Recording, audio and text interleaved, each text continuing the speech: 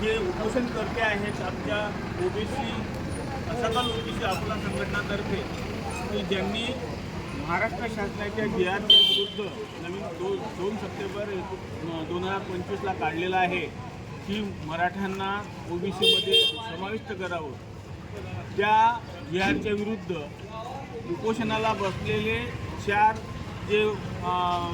5 जण बसलेले, त्यापैकी 4 जणांची तब्येत म्हणजे भयंकर खराब असल्यावरही आणि त्यांना आतापर्यंत कोणीही शासकीय प्रतिनिधी भेटायला आलेला नाही, कुठल्याही प्रकारचा प्रशासकीय अधिकारी त्यांना भेटायला आला नाही.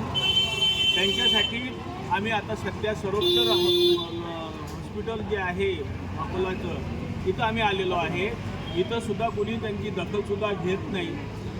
ही अवस्था या ओबीसीची केली की ज्या ओबीसीची संख्या महाराष्ट्रात 60% आहे आणि त्यापैकी बरेचसे त्या ओबीसी पैकीही अनेक जण म्हणजे अकोला जिल्ह्यातच एक जर समजा आपण मूर्तिजापूर मतदारसंघ सोडला तर 5 मतदारसंघामध्ये ओबीसीच हे आमदार आहेत, परंतु एकही आमदार शिवाय फक्त एक आमदार जो काँग्रेसचे आहे अकोला पश्चिमचे, ते सोडून एकही आमदार इथं भेटायला आले नाही, कोणीही इथं आलेलं नाही आणि त्या शासकीय प्रतिनिधींनी काहीही आमचं म्हणणं सरकारपर्यंत पोहोचवलं नाही.